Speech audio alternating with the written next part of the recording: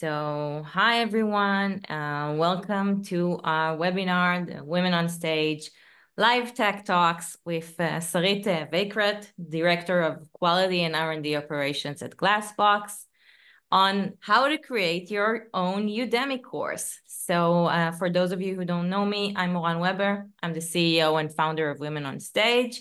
And for those of you who don't know us, Women on Stage is a public speaking training platform for professional women in tech to take the stage, share their knowledge, and inspire others to grow. So at Women on Stage, our motto is, if you can see it, you can be it. And I remember when Sarit, who was a speaker at one of our previous conferences, told me she has her own tech course on Udemy. And I immediately knew that we have to do a training with her about it, because it perfectly aligns with our mission in Women on Stage, which is basically all about creating more role models for women in tech and more women out there creating tech content, so we can all hear and get to know all of those voices. So if you're curious to learn more about what we do at Women on Stage, we do a lot of things. So first, we have the speaker platform for tech speakers and event organizers, where you can easily find over 900 qualified professional women speakers for your next tech event, or you can join us as a speaker to gain visibility, resources, even find public speaking opportunities. If you're here, maybe you're already a speaker, and if you're not listed on our platform, you're more than welcome to join us. It's free. We also host our own in-house conferences, meetups, in-person, webinars, online, aimed for women in tech and their allies, usually open for all genders, just like we have here today. And in addition, we also train the next generation of women on stage at the Technical Speakers Academy. So we do trainings and workshops. We mainly work with companies.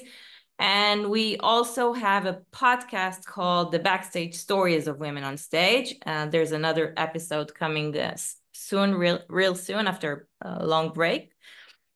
And most importantly, stay tuned, because we're currently working on the next stage of Women on Stage, or what I call Women on Stage 2.0. It's going to be a web application aimed for helping you take the stage with confidence, build and share excellent tech content at scale. So stay tuned. A few guidelines before we start. I'm going to share some links in the chat to all the things I just mentioned. And if you have any questions for Sarit during our webinar, please feel free to write them in the chat, and she'll be more than happy to answer them at the end of the session. And also, we kindly request you to mute yourself, and please open your camera. It's much more nicer. It's much nicer to speak with people here. Hi, thank you, Daphna. Thank you, Daphna. So also, without further ado, Sarit, the stage is yours. Thank you. So good evening, everyone. Thank you for joining me today on my talk on how creating a Udemy course opened new opportunities for me and how you can easily do the same. So why are we here? Today, I'm going to share with you why should we even talk about online courses, what made me create a Udemy course, and how it's impacted me in honestly some unexpected ways.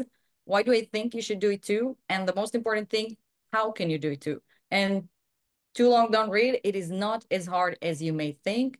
So stay tuned. I promise I'll get to this. So a little bit about me. My name is Sarit Vakrat. I work at Glassbox. I'm the Director of Quality and R&D Operations. I have over 9 years of experience in high tech in various roles. And during COVID, while I was working full time, I had my own consulting business between 2020 and 2022. I was a QA consultant for startups. I was a lecturer. I did workshops and mentoring. And today I'm also a Udemy instructor and a public speaker on QA agendas and a bit of DevOps into the mix. So what is Udemy? Udemy was founded in 2009 by Aaron Bailey with a mission to improve lives through learning. Udemy has over 59 million learners with over 60,000 instructors teaching over 213,000 and up courses in more than 75 languages. There are courses on almost anything you might think of, from childcare, gardening, technology, you name it, it's probably there. 80% of Fortune 100 companies trust Udemy for employee upskilling, including Disney, Apple, PayPal, Samsung, Unilever, maybe your company as well. Udemy has the largest course catalog in the world. The course prices range from $20 to $200 without any discounts, but I think that most of the courses on Udemy sells between $10 to $20 with discounts and deals. But other than the paid courses, there is a really wide range of free courses as well. So if you're not willing to pay, there is always the free options. You might as well give them a go. In here, you can see an example of the Udemy's platform where you can upload the videos and see the content. To be honest, it's really easy to use. It's super intuitive. They really structured it to be clear.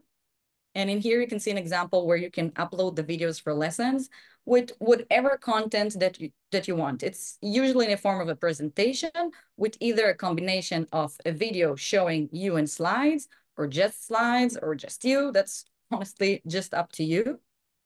A nice feature that Udemy have is automatic captions for your videos. They actually work pretty well, but it only works if you speak in English. In all other languages, you would need to upload your own, which I find is a bit of a headache because it can be complicated to do that. You need to paste and make sure that it's in the correct pacing. In this picture, you can see an example of the automatic captions from my course. In Udemy, there is a variety of supported content. You can add to your course, such as quizzes in form of questions, assignments, coding exercises, articles, and downloadable content for your students to use. This is an example from a multiple questions from my course. As you can see, very simple. It's super easy to add all of those things. You don't have to hustle too much to add stuff. This is an example of assignment content, and it's pretty easy to add this. And once the student submits answers to your assignment, you can review it and provide immediate feedback, and they can actually answer back on the feedback and ask questions. Now, before we dive a bit deeper, I want to talk about something really close to my heart. I invented a new term I like to call FemLearn, which is my way of describing women's studies. And by women's studies, I mean how we learn as women. What do we learn and who teaches us, whether it's men or women? When I started preparing for this webinar, I thought it would be interesting to share some insights on this as well. So did you know that online courses are dominated by men's? A study published by Teaching Guide showed that as of December 2018, a whopping 77% of all Udemy courses were taught by male instructors, while just 23% of courses are taught by women. Now, unfortunately, I wasn't able to find any updated study, but from a personal perspective, I don't see much change in the numbers.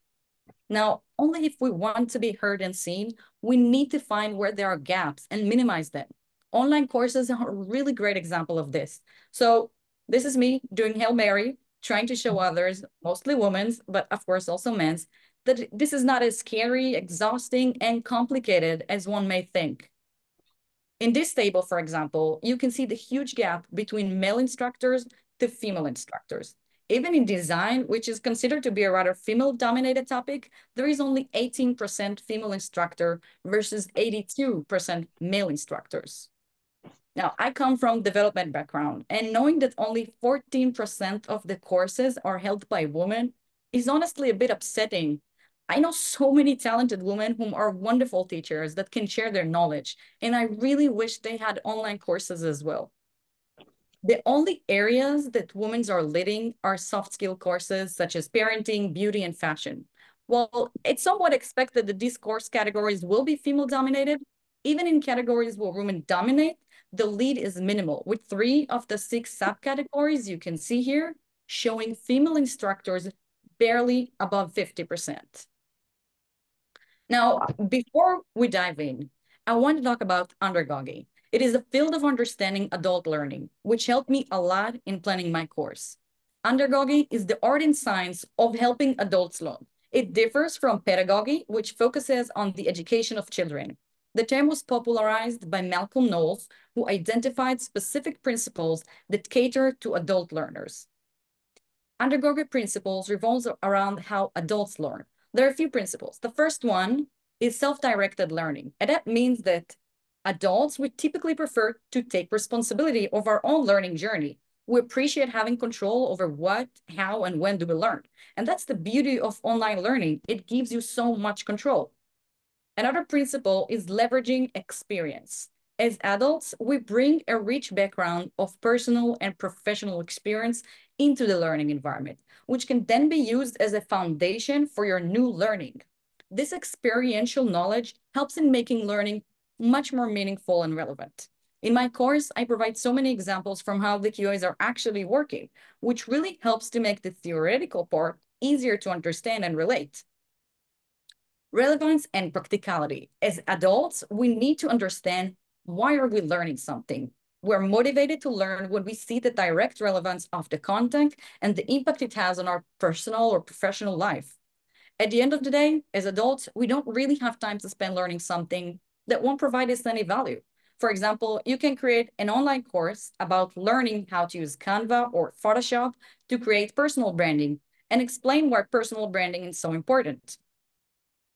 Problem-centered approach means that, unlike children who often learn subjects for future use, adults typically learn to solve immediate problem.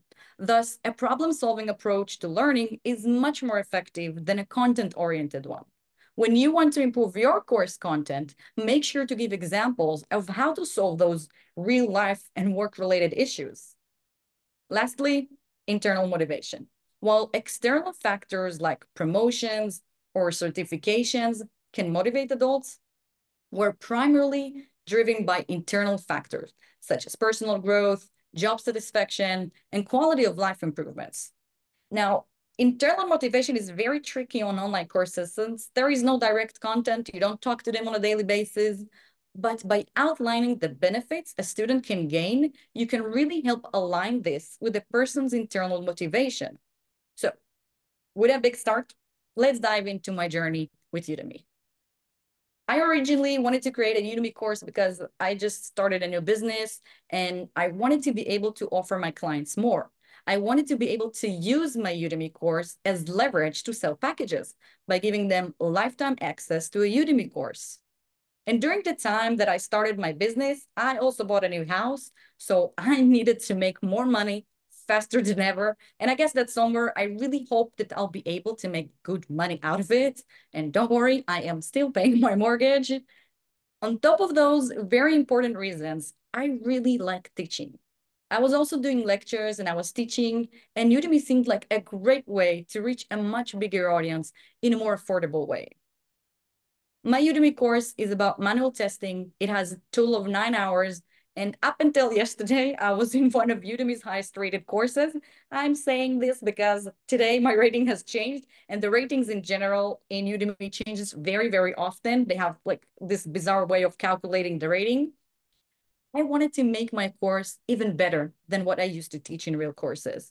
So I added more content, and I made sure to add lots of quizzes and hands-on assignments where I actually review it and provide real feedback.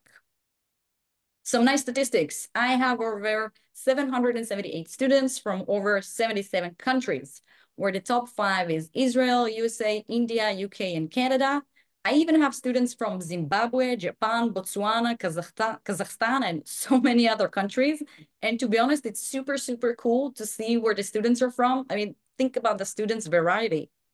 Udemy course ratings are from 1 to 5, where 5 is the maximum. My current rating as of today and not yesterday is 4.3. As I said, it changes quite often.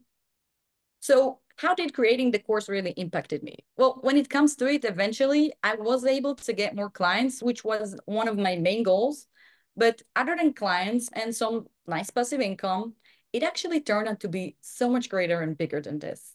Well, firstly, it really increased how I was perceived by others in my field. I got offers to lecture, to publish articles, to be interviewed in QA magazines, and I got invites to talk on podcasts, and generally I got lots of questions for so many people from the QA field. It also improved my network and opened new opportunities. I got approached from people all over the world and not just from Israel. But what I later saw after closing my business, that it really boosted my professional career. When I started searching for a new job, most of the interviews revolved around the Udemy course. It seems that most of them wasn't even interested in whether I knew or don't know QA, simply since I had an online course in a platform that they probably also had access from work. To be honest, the hardest part of creating the course was to find motivation to dedicate time and work on it. I took really long breaks from working on it, especially since I worked in 2 jobs at the same time. I was a business owner and a full-time employee. So you can imagine I basically had no life for 2 years. And what worked for me was that I did it on my own terms. Whenever I had some free time, I made coffee, I closed the door, and I sat in my pajamas and I worked on it. In total, don't don't get panicked. It took me 2 years from ideation, creation, and publishing of my course. But when I really look back at it, it actually took me around 5 months since I took so many breaks and I was on off working on this. But this is just my story. I'm sure that if the course was shorter than 9 hours, it would have taken me much less. And what took me 5 months to create might be less for someone else. Don't let this discourage you. So if you're sold by now and you want to know how to start your own Udemy course, let's dive in. Obviously, the first thing that you need is an idea. What will the course be about? You can also get ideas from Udemy featured topics to see trending topics that you might want to give them a go. They actually have an amazing, great list there. I recommend checking it out. Then start with some market research. Identify your competitors. What do they teach? Oops, always then need to be a mistake. Okay. I will start it, sorry. What do they teach? What is their agenda? What do they offer? How much they price their course? After that, and after you get a few examples, just think, what can be your unique feature? What's your added value? After you established your idea and you finished market research, it's time to do some planning. Draft a process plan. What are you going to do and how? Like really break it down into action items. I personally recommend to allocate time in your calendar and really commit to your plan. Set clear deadlines and milestones, and I highly, highly recommend making sure that they are not too big so that you will have those little wins that will push you and encourage you to keep working on your course. Remember, undergogy I mentioned earlier, well, when you're designing your course, use those principles. Put yourself in the learner's shoes. How and what would you like to learn? Designing the course that offer practical and real-world application can significantly enhance engagement and learning retention. Encouraging learners to draw upon their own experiences and providing opportunities for self-directed learning can make the educational experience so much more impactful. Now, structuring content to address real-life problems and emphasizing the internal motivation that we talked about, that can lead to a higher satisfaction and success rates among adult learners. I also really recommend creating presentation boilerplates. It will save you tons of time. It saved me a lot of time, and you would not need to think about it each time you create a new video.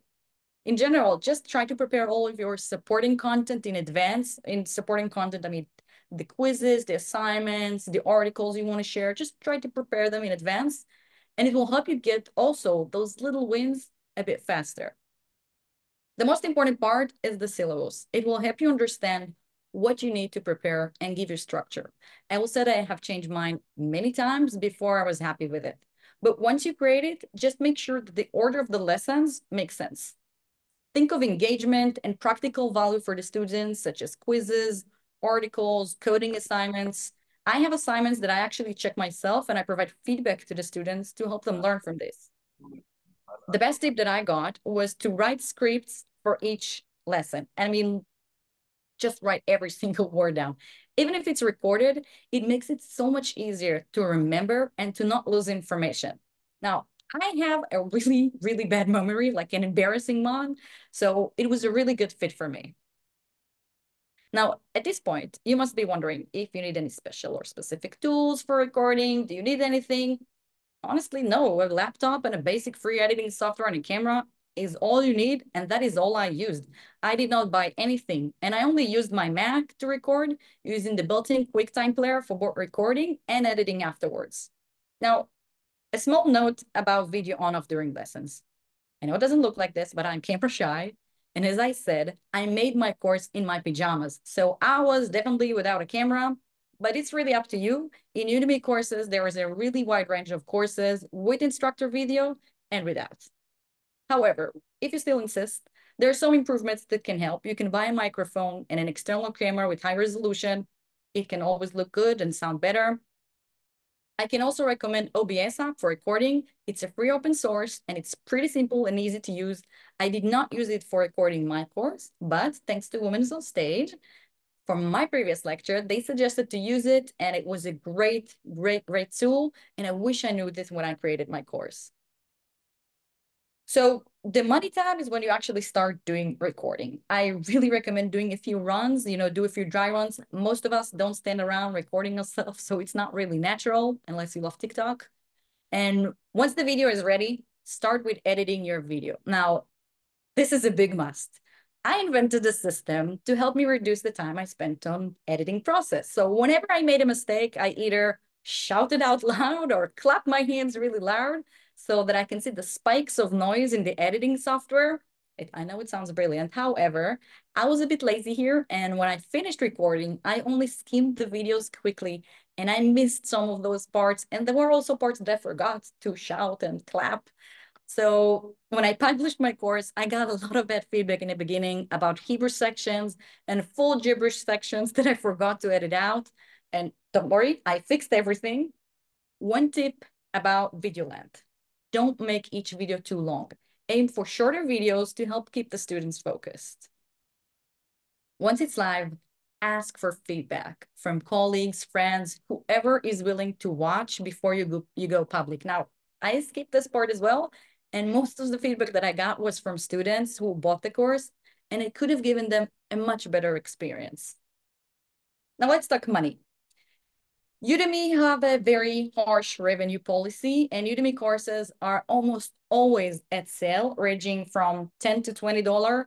They are counting on many students to buy your course on sale, and then the more students will buy your course, the more money you will get. There are two ways to sell courses. One is using your own instructor promotions, which gives you 97% of revenue from sales using your coupon or referral link. And the other way is through Udemy sales. In this case, instructors receive only 37% of the revenue, not including the taxes. You also need to pay taxes to USA. And those are without your referral and without coupon links. This is only from the Udemy platform itself. You select your own course price, and it depends on course length, competitor prices, and value for money. How much money you would make is honestly really up to you. If you spend time on creating a good course using a hot topic, you would have more chances of making more money. At the end of the day, however, this is not just about the money. As I said, I gained so much more out of this that not being rich from this is totally okay with me. Now, I work in R&D, and if I'm being really nice to my skill set, marketing is really not one of them. So this was the hardest part for me. I'm not a salesperson. It did not come natural to me, and I'm still not publishing my course in any paid media. And all of the students that I got are either from organic sales or from Udemy's own promotions. That being said, again, that's just me. Don't be shy. Publish on any social media that you find fit and use any marketing method that will work for you. Now, if you got this far, you finished preparing your course, you published it, you marketed the hell out of it, and you have a nice stream of students enrolling, now is the time to keep updating content and stay relevant. Try to engage with your students. Send them from time to time a nice article or new information or global webinars like this one that may be useful for them, and be responsive to questions and assignments. I will say that I don't get that many questions and assignments a month. So for me, it's pretty manageable. We covered many things today, and I hope it was helpful for you. I'm looking forward to hear from you that you created your own course and send me links to it. And most importantly, please help me change the statistics about women instructors. So to wrap up, we covered what is Udemy, how to leverage undergogy theory for online learning. We talked about the actual steps needed to take in order to create your Udemy course and what tools do you need. I share with you what was my motivation to create my course and how it impacted me, and I truly hope it will be a great journey for you as well. Thank you so much for joining me. And I'm sure that each and one of you here today have something valuable to say. Don't wait for your soon-to-be course to be perfect. I mean, you heard all of the mess ups that I had. Don't be afraid on taking a leap of faith in yourself and just do it. I hope you find your own internal motivation to get this done, whether it's personal branding, making passive income, buying a new house, whatever, sharing your knowledge with others. You can always reach out to me. If you get stuck and have any questions, I'm here. Feel free to reach out. Hi, Sarit. Thank I you. have a question. Yes. You said you paid taxes to USA. Yeah. You have a TIN number? How do you do it as an So Israeli citizen? yeah, so it's not quite like this. So basically in Udemy, in order to get paid, you have to fill a form and they dictate how much money they reduce from the money that they give you based on the country that you're from. So in Israel, in this case, it's 10%. So let's say that you make $100, they would deduct 10% out of it.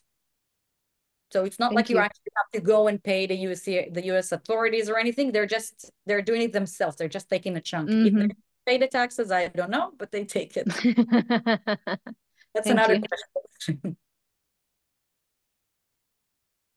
Anything more questions? There are some questions in the chat, and I also got a few questions in private. Okay. So, okay. Is it a okay? You were asked actually, if you have any tips to how to plan when English is not your native tongue, and even if it's quite good, but it's not your native tongue, if you have any tips on how to structure and how to plan what you're going to say exactly, like if you really transcribe it or something like that.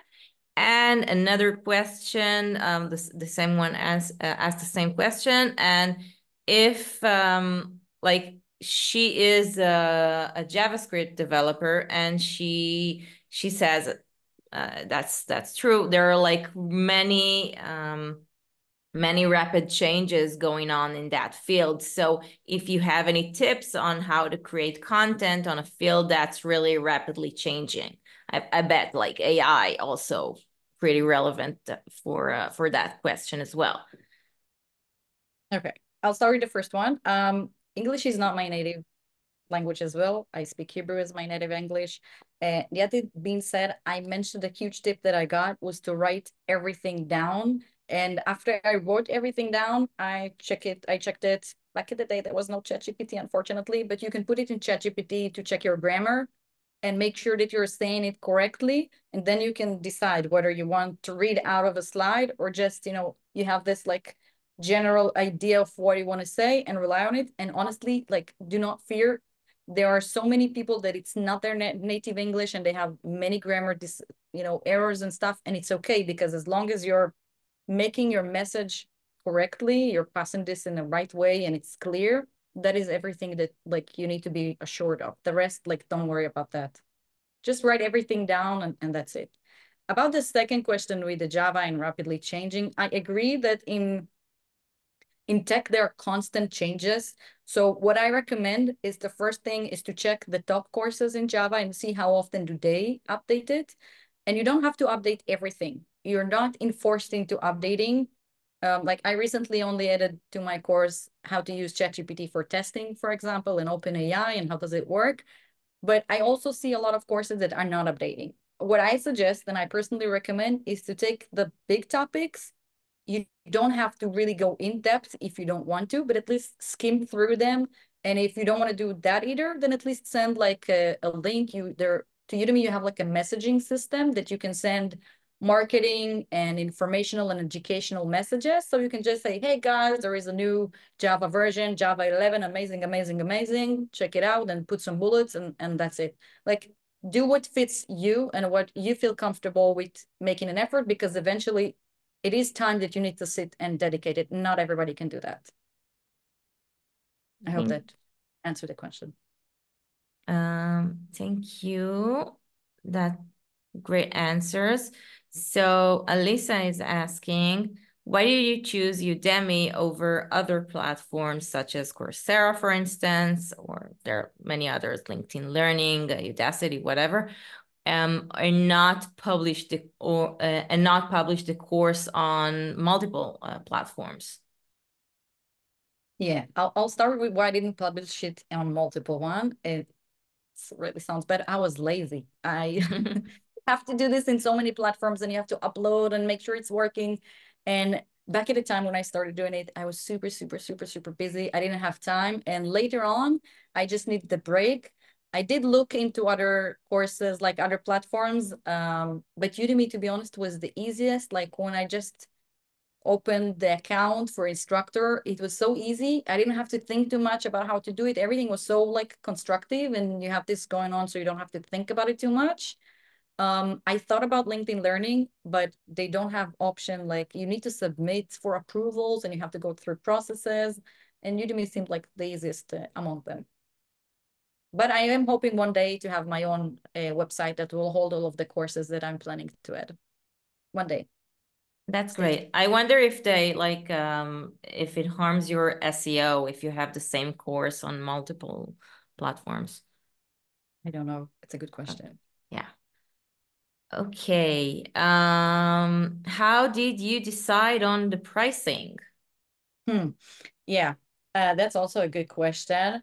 I played with it a lot. Like I will say it out loud, very, very, very, very few people buy Udemy courses at full price. So originally I priced it super high. It's like, oh, I invested so much effort and I think it deserves it.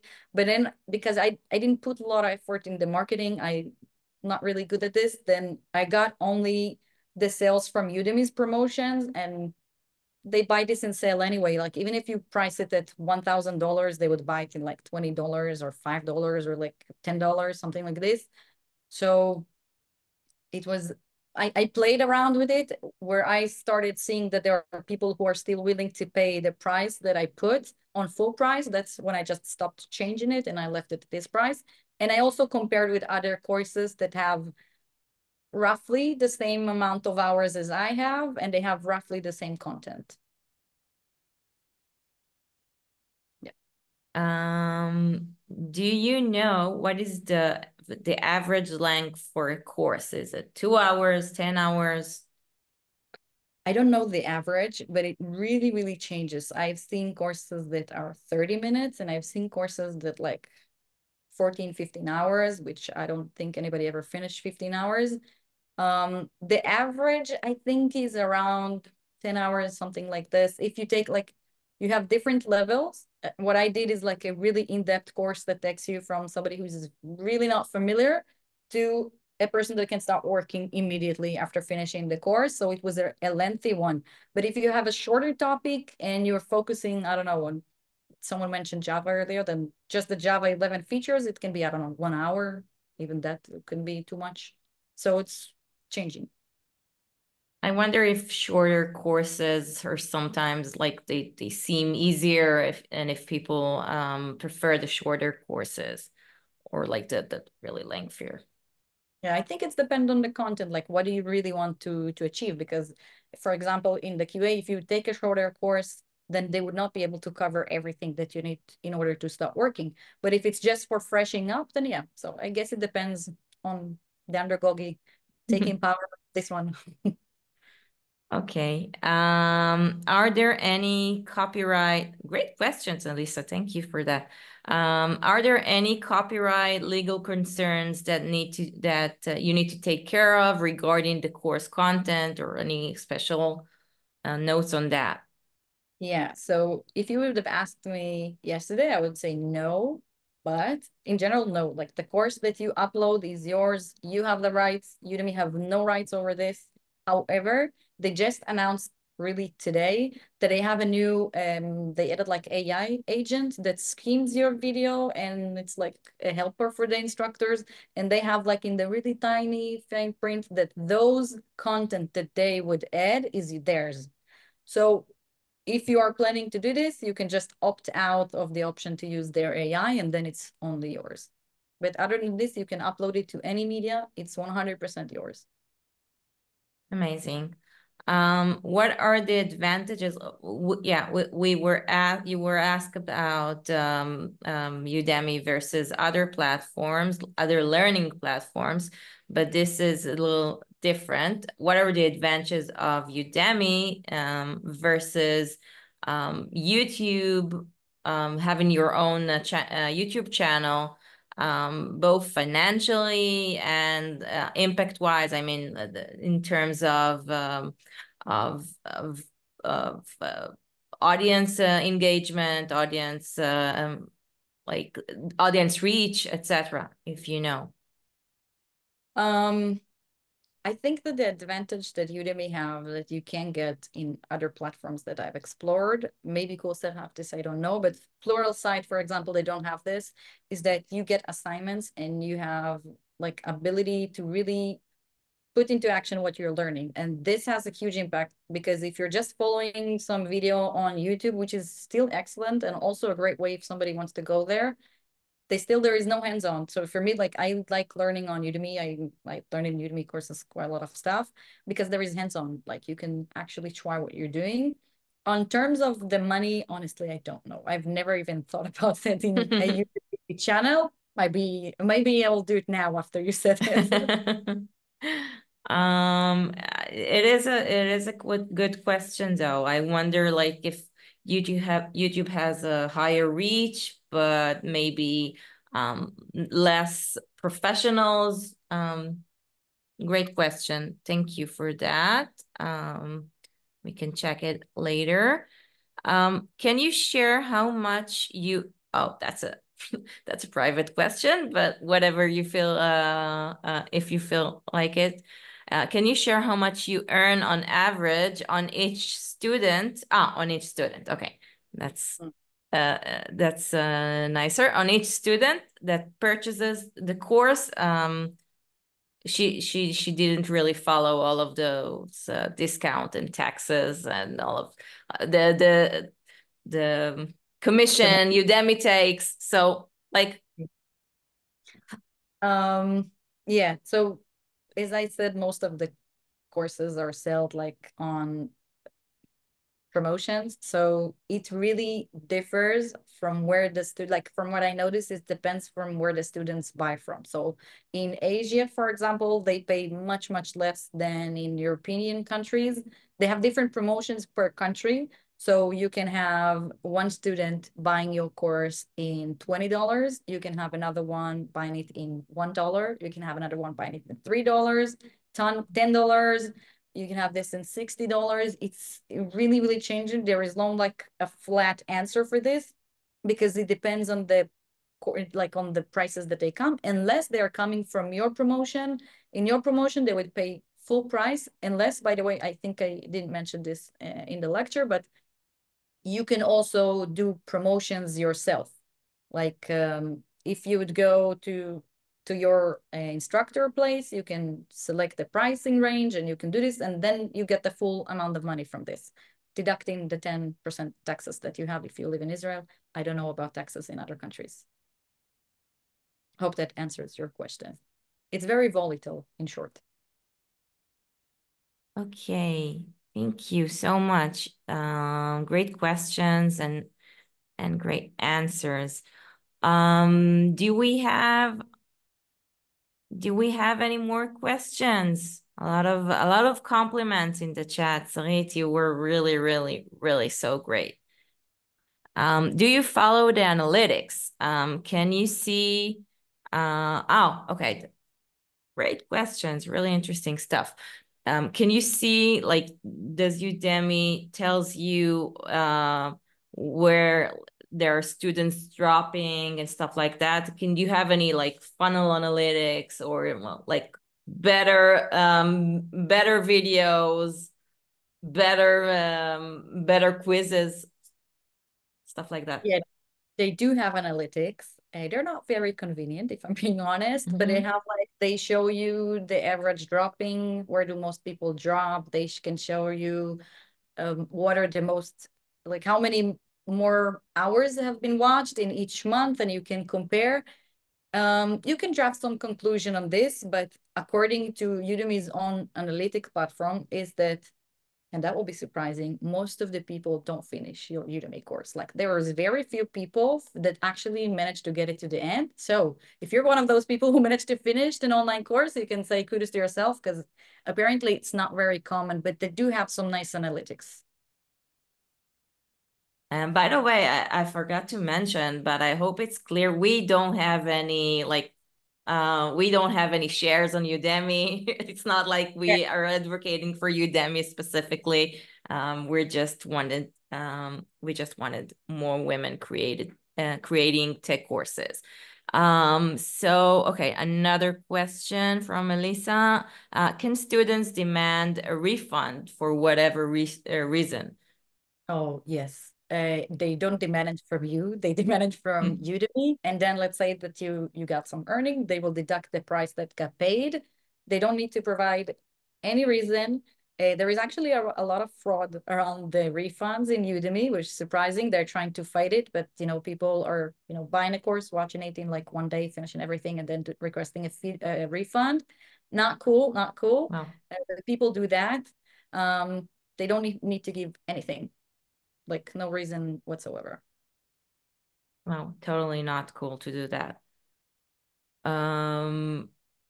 But I'm guessing it's not that common, right? No. No. Okay. So, do we have one last question before we go? All right. So, Sarit, thank you so much. You were really wonderful and very super insightful and super interesting session. And I'm sure all of us really learned a few things. I really hope that all of you here will find some time and create your own course. It doesn't have to be so long and thorough like Sarit's ones. It can be a little shorter. You can just start playing with it and see what happens next.